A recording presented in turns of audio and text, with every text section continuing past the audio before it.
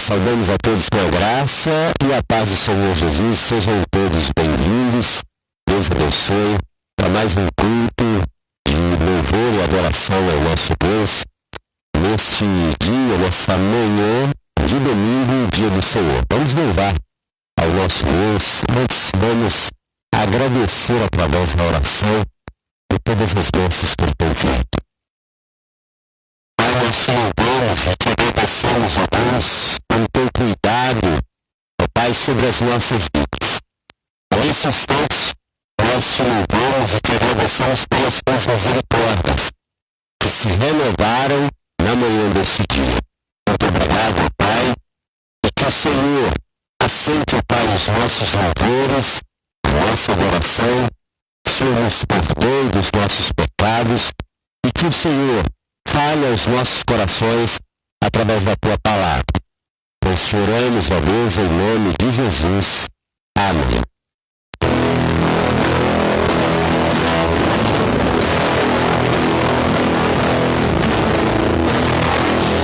Não há Deus maior, não há Deus melhor, não há Deus tão grande como nosso Deus. Não há Deus maior, não há Deus melhor, não há Deus tão grande como nosso Deus. Criou o céu, criou a terra, criou o sol e as estrelas. Tudo Ele fez, tudo criou, tudo formou para o seu louvor, para o seu louvor, para o seu, para o seu, para o seu louvor.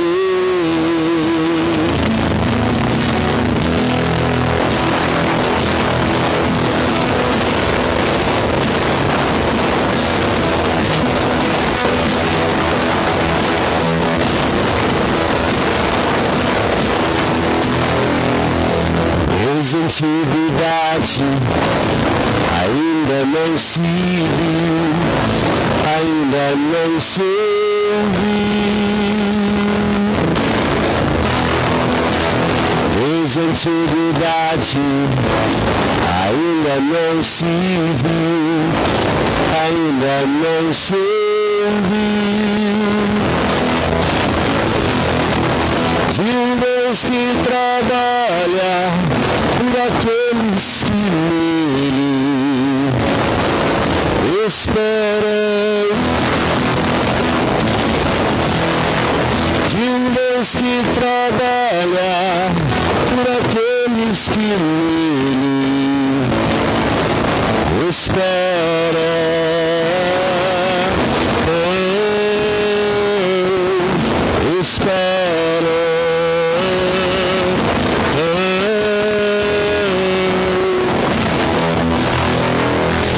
Desde a antiguidade ainda não se viu, ainda não se ouviu.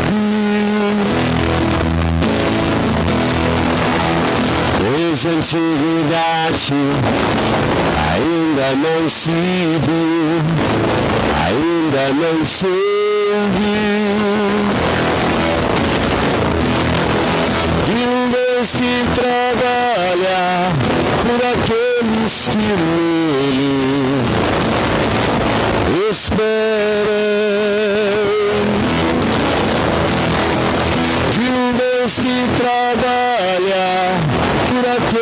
os que nele esperam.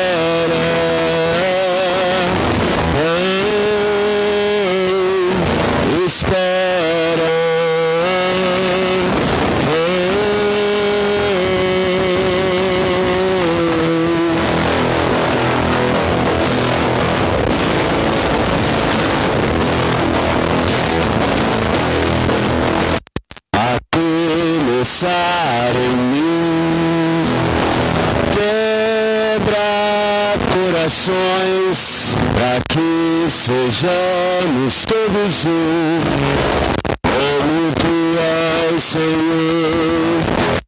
A começar em mim, quebra corações, para que sejamos todos um, como tu és, Senhor. Onde há frieza, que haja amor. Onde há ódio, perdão.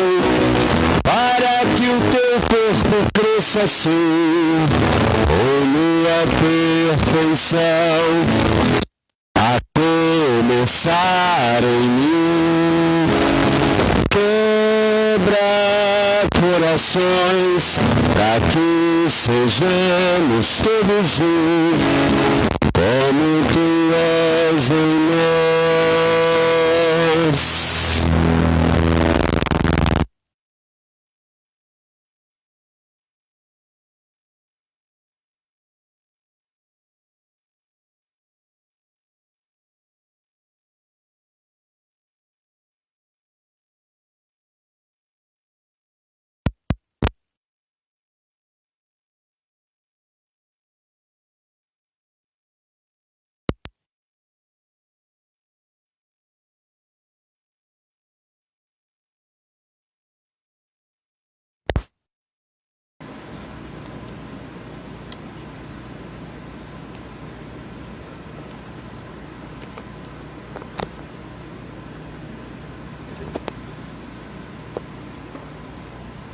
Nós vamos ler a palavra de Deus nesse instante.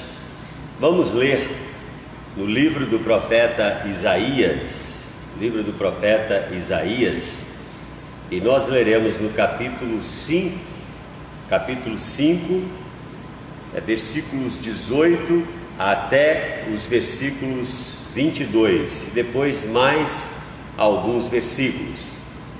Isaías capítulo 5, versículo 20 a 22 nos diz assim: ai dos que chamam ao mal bem e ao bem mal, que fazem da escuridade luz e da luz escuridade, põe o amargo por doce e o doce por amargo. Ai dos que são sábios aos seus próprios olhos e prudentes ao seu próprio conceito. Ai dos heróis, dos que são heróis para beber vinho e valentes para misturar bebida forte. O seu rugido é como o do leão, rugem como filhos de leão, e rosnando arrebatam a presa e a levam, e não há quem a livre. Bramam contra eles naquele dia, como o bramido do mar. Se alguém olhar para a terra, eis que só há trevas e angústia, e a luz se escurece em densas trevas. Ainda leremos capítulo 9, versículo 2 até o verso 7, nos diz assim: o povo que andava em trevas viu grande luz, e aos que viviam na região das sombras da morte, resplandeceu-lhes a luz. Tem se multiplicado este povo, e a alegria lhe aumentaste. Alegram-se eles diante de ti, como se alegram na ceifa, e como exultam quando repartem os despojos, porque tu quebraste o jugo que pesava sobre eles, a vara que lhes feria os ombros, e o cetro do opressor, como no dia dos midianitas. porque um menino nos nasceu, um filho se nos deu, o governo está sobre os seus ombros, e o seu nome será Maravilhoso Conselheiro, Deus Forte, Pai da Eternidade e Príncipe da Paz, para que se aumente o seu governo e venha a paz sem fim sobre o trono de Davi e sobre o seu reino, para o estabelecer e o firmar mediante o juízo e a justiça, desde agora e para sempre fará isto. O zelo do Senhor dos Exércitos fará isto. Vamos falar com Deus mais uma vez. Senhor, diante da Tua palavra estamos e pedimos que o Senhor fale ao nosso coração, Deus. Queremos ouvir a Tua voz, pois te oramos, ó Deus, em nome de Jesus. Amém. Hoje o tema do nosso estudo, da nossa lição de hoje, é o julgamento contra a impiedade. E há uma frase que inicia assim: o resultado da opressão e injustiça social em Israel é o empobrecimento geral da terra. Olha só, observe, o resultado da opressão e da injustiça social em Israel é o empobrecimento geral da terra. Quando a gente observa que Deus julga, que Deus faz juízos, Ele manda juízos sobre a terra, e a palavra de Deus diz que o juízo começa na casa de Deus, começa pela casa de Deus. O apóstolo Pedro fala na sua carta dizendo que o juízo de Deus começa na sua casa. Só que o juízo de Deus se espalha por toda a terra. E o que está acontecendo, nós não temos dúvida que é o juízo de Deus. Sobre o quê? Sobre a impiedade, e a começar pela impiedade do próprio povo de Deus, pelos pecados do próprio povo de Deus. Quando nós falhamos, Deus pesa a mão, mas Deus não pesa a mão somente sobre o seu povo, Deus pesa a mão sobre o mundo todo. O que nós estamos vivenciando, é claro, é evidente, que é um aviso de Deus, que é um juízo de Deus, que são flagelos, que são, na verdade, os sons de trombetas de Deus, Deus gritando para o mundo todo, para a terra, porque muitas vezes vivemos de maneira desleixada, sem compromisso com Deus, com as coisas de Deus, sem temor a Deus, porque os maiores problemas espiritualmente que enfrentamos não são nas crises, na escassez, mas na abundância. Quando está tudo bem, quando as coisas estão caminhando, como a gente costuma dizer, às mil maravilhas, é que muitas vezes nós tropeçamos, é que muitas vezes nós nos afastamos de Deus nesses tempos. Então, quando Deus permite acontecer o que está acontecendo, é para que nós nos voltemos para Ele, para que nós nos arrependamos de fato dos nossos pecados, dos nossos erros, das nossas mazelas e misérias, e nos voltemos para Deus. Por isso que essa lição, essa palavra de Isaías, ela na verdade é para hoje, é para agora, é para esse tempo que nós estamos vivendo. Por quê? Porque o pecado dominou de tal forma, e aí a gente vê que Deus, Ele começa contra os opressores do povo, contra as autoridades, contra os governantes, e dizendo que a maldade faz empobrecer a terra. Por isso que quando a gente vê falando, olha, tá havendo fome, por exemplo, na África, a culpa é de Deus. crianças morrendo de fome, é culpa de Deus. Deus não é culpado de nada. Deus não é culpado. Observe que Deus fez a terra, e o Salmo 24 diz que do Senhor é o céu, a terra e tudo que nele há, tudo pertence a Deus. E o que Deus fez? Todas as riquezas do mundo. Olha, se não, tudo que há de beleza no mundo foi Deus que fez. Água, riquezas, ouro, prata, petróleo, foi tudo Deus que fez. E o que os homens fazem? Guerra, brigam por causa de tudo isso e levam aqueles que realmente necessitam a passar fome, necessidade, por causa de suas guerras, de suas infindáveis lutas e disputas, e se esquecem de Deus. Interessante que quando coisas ruins acontecem, a culpa é de Deus. Já observaram isso? A culpa é de Deus. Como é que Deus deixa pessoas morrerem, pessoas inocentes? A culpa é de Deus. Mas quando as coisas boas acontecem, a gente não agradece a Deus.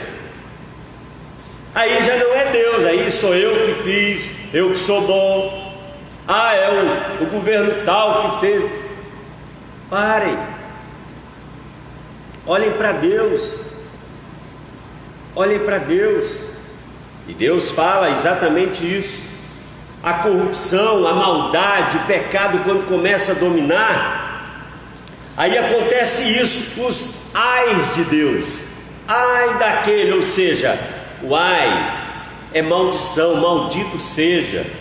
E aí o verso 20, capítulo 5, versículo 20 diz: ai dos que ao mal chamam bem e ao bem chamam mal, fazem da escuridade as trevas, a luz, e a luz a escuridade, põe o amargo por doce e o doce por amargo. Ou seja, são aqueles que chamam que o que é errado é certo, e o que é certo é errado. É a inversão de valores. Como se hoje não existe nada certo. Cada um faz o que acha certo, cada um faz o que pensa ser o certo. E Deus vem e diz: não é assim, não é assim.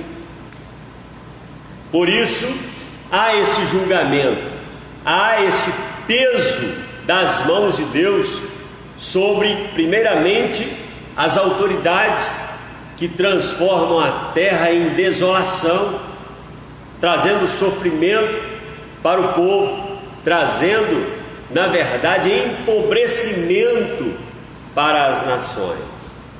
Por isso vem o julgamento de Deus. Deus traz, Deus pesa a mão, e nos versos 11 a 17 pesam aí, Deus menciona o segundo ai, que diz: a referência aos banquetes e a embriaguez denunciam a falta de consideração a Deus e a sua obra. O profeta apresenta como castigo o exílio. Por quê? O povo estava se banqueteando, fazendo festas e mais festas, às custas da miséria do povo. Por isso, o Provérbios, capítulo 31, ali está o conselho da mãe do rei Lemuel, dizendo o seguinte: dê bebida forte para o povo, para que eles esqueçam a sua miséria, a sua pobreza. É o pão e circo. Deus está colocando isso aqui, não é que é para o povo fazer isso, mas é porque na verdade havia o interesse de cauterize a consciência das pessoas. Então Deus condena isso. Deus condena completamente qualquer tipo de corrupção. Ao quinto ai, aqui no versículo 21, que está conectado ao anterior, ao frisar que em Judá e em Jerusalém não há só confusão de parâmetros éticos e consequentemente uma inversão generalizada da sabedoria, e também as pessoas que se acham sábias demais, que não precisam aprender mais de Deus. que não precisam aprender nada sobre Deus. E Deus vai mostrando as consequências. Deus vai mostrando e pesando a mão. E aí então nós entendemos que há o peso das mãos de Deus sobre aqueles que não importa aqui se os governantes acreditam em Deus ou não, se eles creem que Deus existe ou não, a palavra é para todos. Por isso, no capítulo 10, Deus diz assim, agora falando a respeito daqueles que têm o poder de fazerem as leis, diz aqui: ai, maldito dos que decretam leis injustas, dos que escrevem leis de opressão, para negarem justiça aos pobres, para arrebatarem o direito dos aflitos ao povo, a fim de despojarem as viúvas e roubarem os órfãos. Então Deus está dizendo o seguinte: cuidado com as leis que vai prejudicar o povo, que vai prejudicar a vida.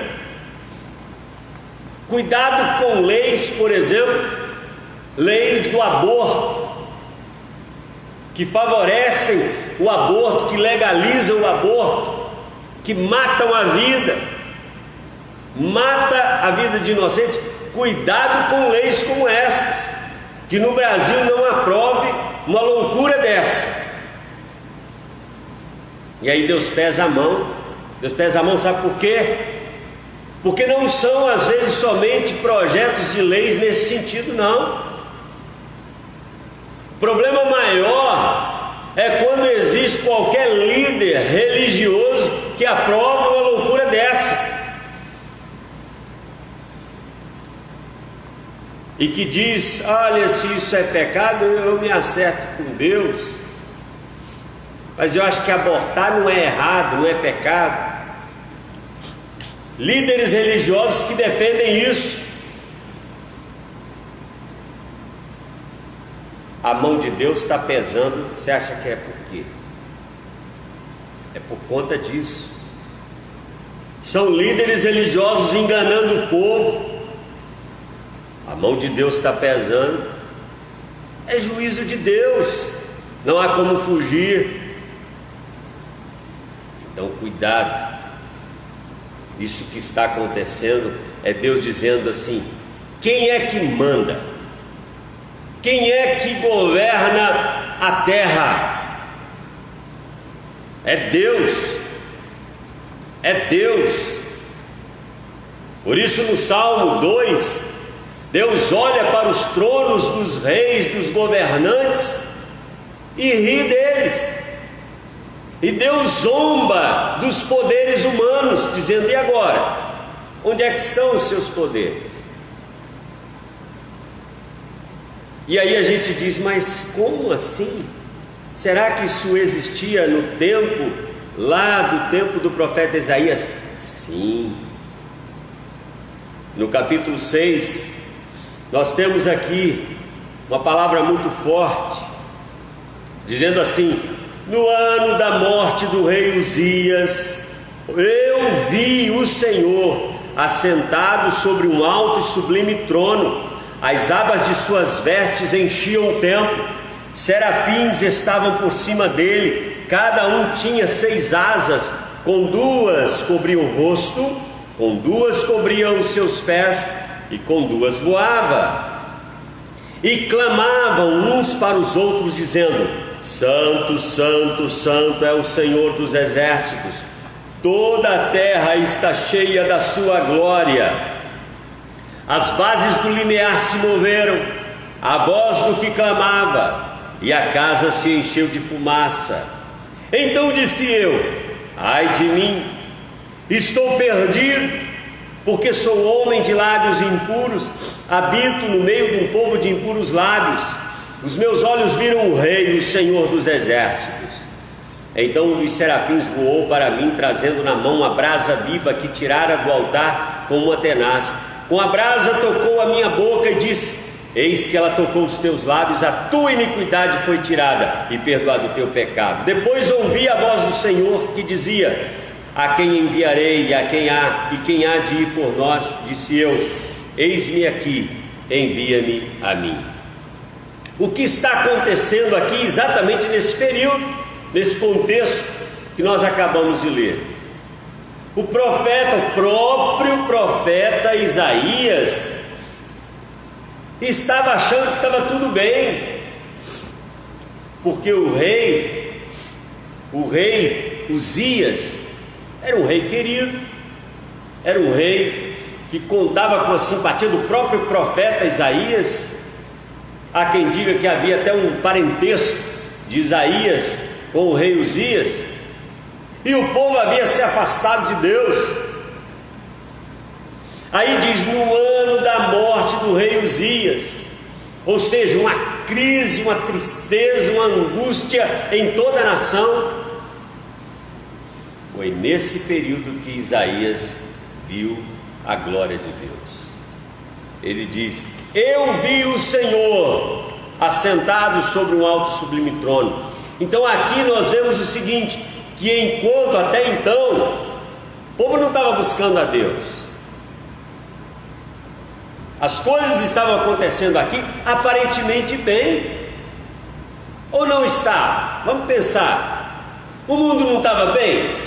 Tem uma discussão aqui, uma guerrinha de um país ali com o outro ali, acolá, mas no geral, tudo tranquilo, tudo favorável, entre aspas. Mas espiritualmente, o termômetro espiritual do mundo. Ah, mas isso é o mundo que não tem Deus. Tá, então vamos trazer para nós. Qual era o termômetro espiritual do povo de Deus no mundo? Na época não estava bem, como também não estava bem conosco nos nossos dias. Mas há algo que acontece de forma maravilhosa, é que em meio à crise que a nação de Israel estava enfrentando, com a morte do rei Uzias, a morte do rei Uzias representava a morte da esperança do povo de Israel e até mesmo do próprio profeta Isaías, que havia a nação toda colocada a esperança num homem. Às vezes o mundo todo quer colocar a esperança em homens, isso não funciona. A nossa confiança, a nossa esperança tem que estar em apenas um: Deus.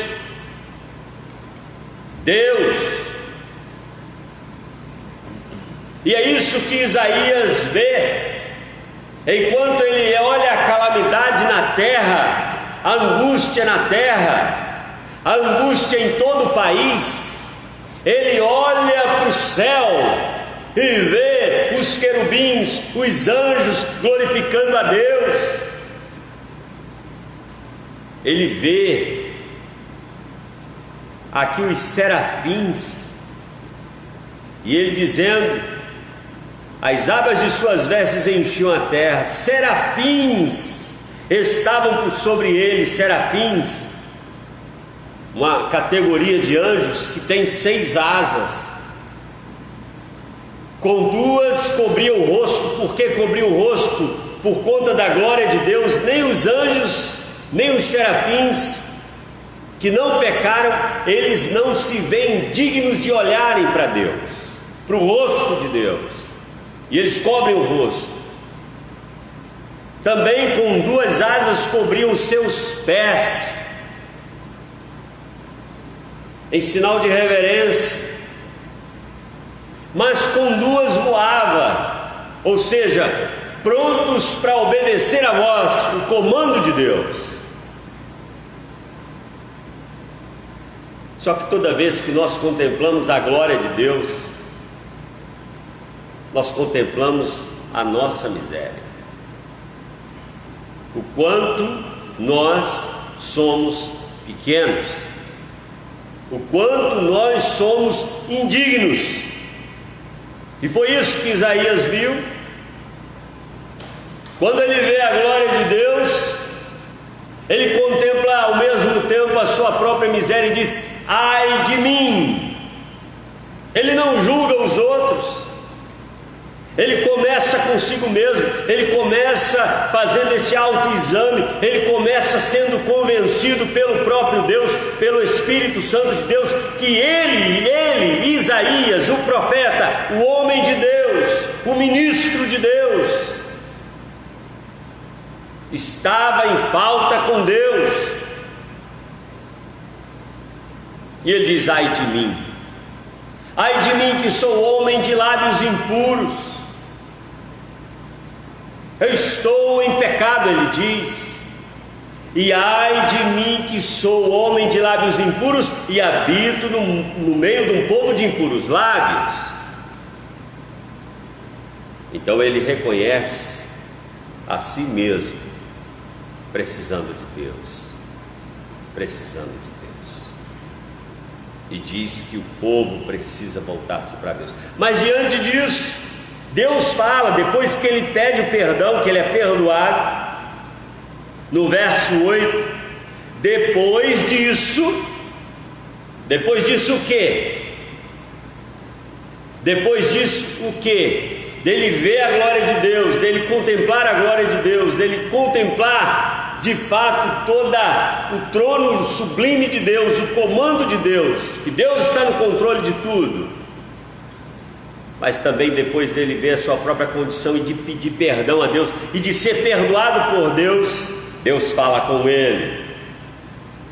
Depois disso, ouvi a voz do Senhor que dizia: a quem enviarei e quem há de ir por nós? Disse eu: eis-me aqui, envia-me a mim. Queridos, Deus faz essa pergunta hoje, Deus faz essa pergunta agora, Deus faz essa pergunta para a igreja, Deus faz essa pergunta para os líderes, Deus faz essa pergunta para os pastores, Deus faz esta pergunta para os profetas que pregam a palavra de Deus, profetas verdadeiros, não há profetas falsos que têm que consertar as suas mensagens, pedir perdão pelas suas mentiras.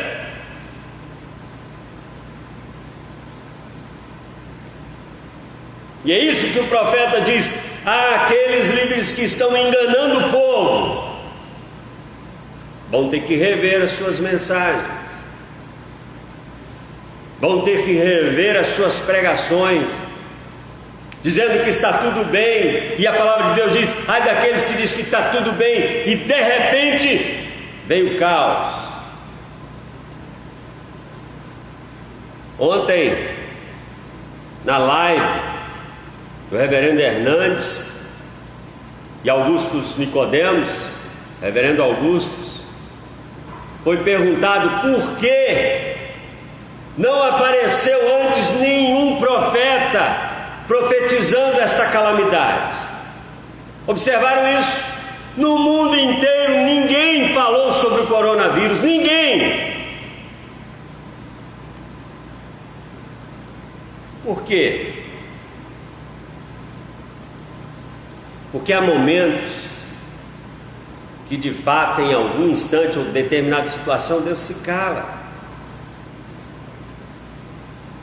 Do livro do profeta Malaquias, o último livro do Velho Testamento, até o livro do Novo Testamento, que você abre a sua Bíblia, vamos colocar aqui a Bíblia, você abre a sua Bíblia, Malaquias, vira uma página, chega em Mateus. Fácil não? Rapidinho você chega. Só que do último versículo de Malaquias até Mateus, o primeiro versículo de Mateus, passam-se 400 anos, silêncio absoluto de Deus. Deus não falou, Deus não usou nenhum profeta, 400 anos. Quando se passaram dos 400 anos, quando se passaram 200 anos, o povo achando que não tinha profeta, ninguém estava falando. apareceram os chamados guardiões do templo, protegerem o templo.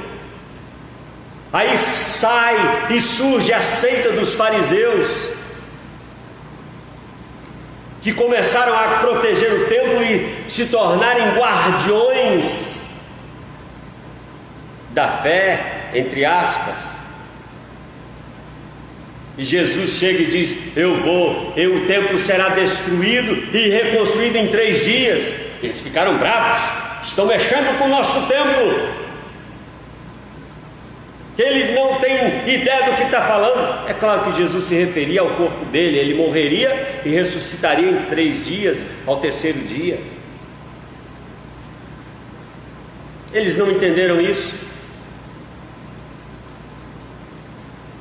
Isso no ano 70 acontece também literalmente quanto ao templo. Aos tijolos foram destruídos, o templo foi destruído.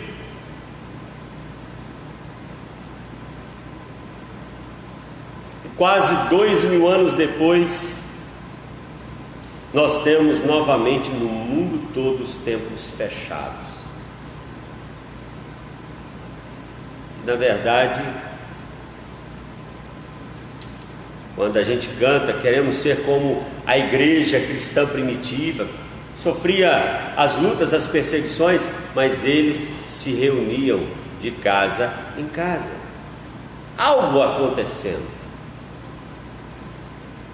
A quem enviarei? Enviar aonde? Ao mundo.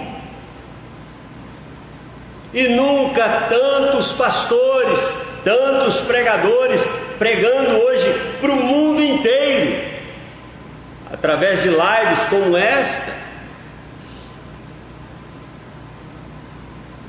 e templos vazios. Se Deus quiser, em breve vão abrir novamente. Esperamos o mais breve possível, se Deus quiser. Mas tem que mudar a mentalidade. Deus trouxe um julgamento, mas é no meio também do julgamento. Muitos continuam irreversíveis, não mudam. Os juízos de Deus não produzem o arrependimento do homem. E quando Deus condena o que Ele condena aqui, é interessante que a gente sempre acha que Deus está sempre protegendo o mais fraco, o mais frágil. Espera aí, se você ler o livro de Isaías, Deus pesa a mão também sobre os pobres, porque surgiu na década de 70 uma chamada teologia da libertação, que diz que Deus fez opção pelos pobres. Mentira! Mentira! Então Deus fez opção pelos ricos? Mentira! Deus é Deus. Ele quer que o seu nome seja glorificado. Então ninguém vai para o inferno porque é rico.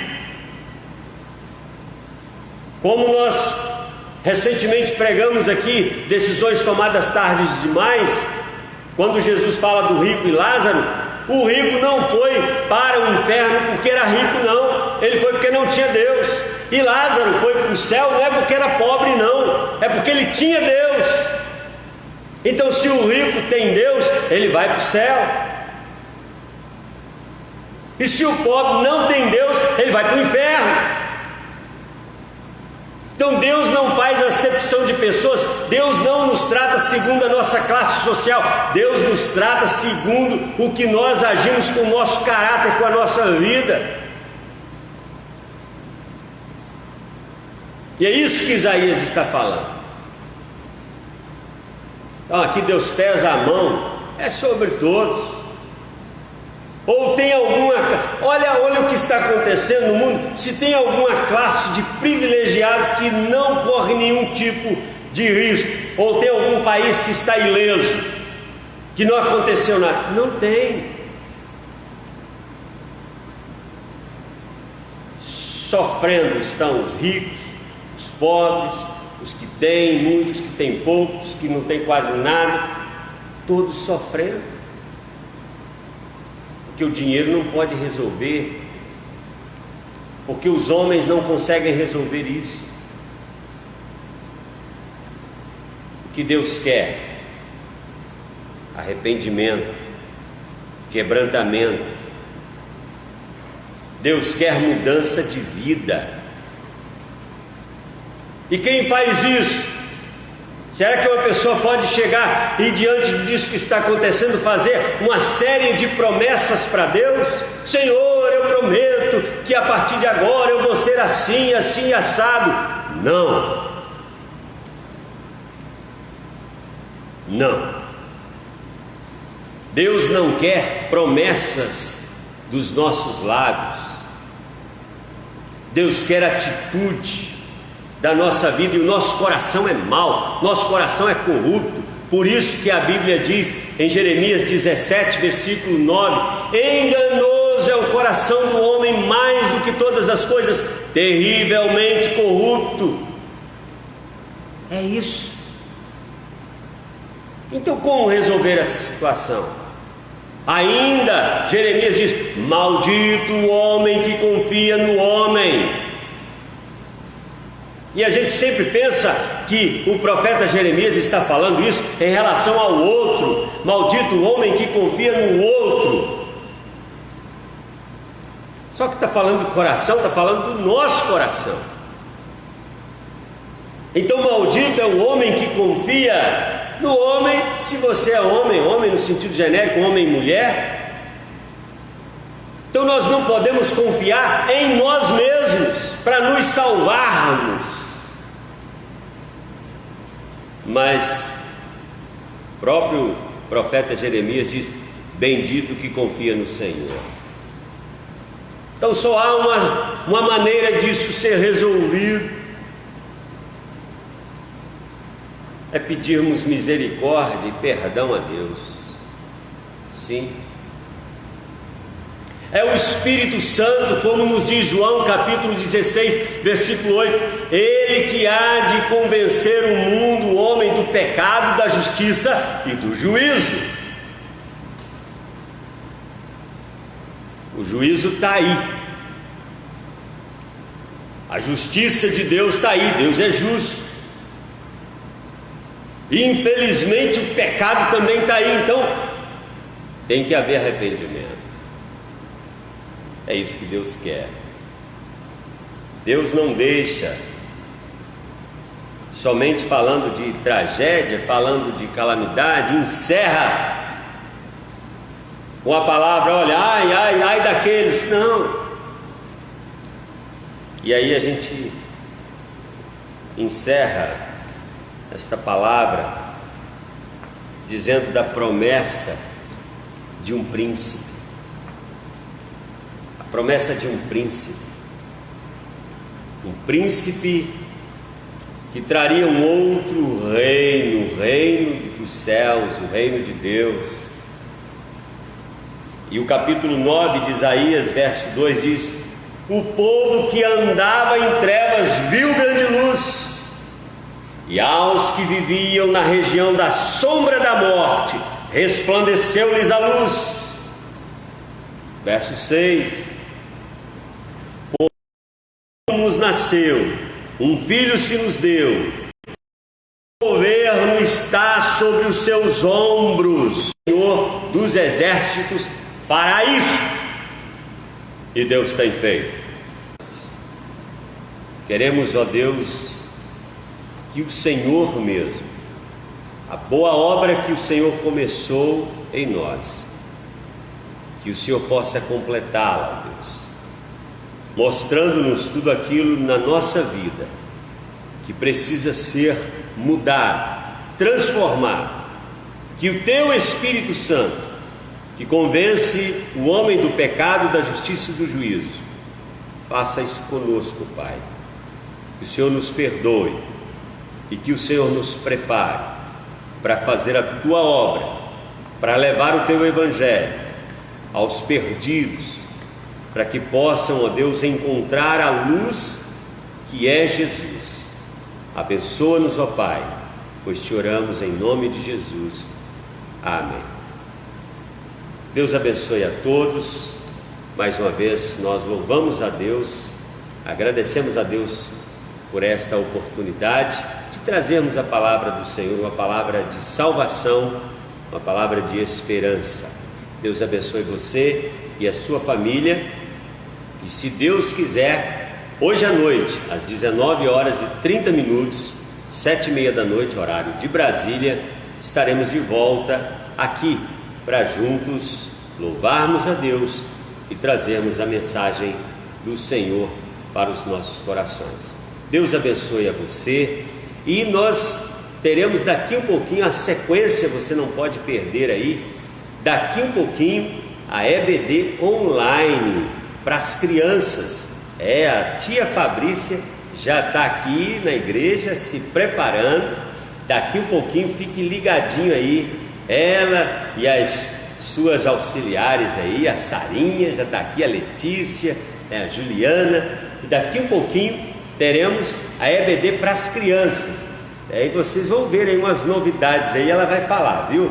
Coisa boa aí para as crianças, ligadinhas na tia Fabrícia, que hoje vai fazer aí a primeira live. A tia Fabrícia está ali, ó, a primeira live, porque ela estava gravando os vídeos, né? E agora, hoje não, hoje vai ser tudo ao vivo, online aqui, o trabalho para as crianças.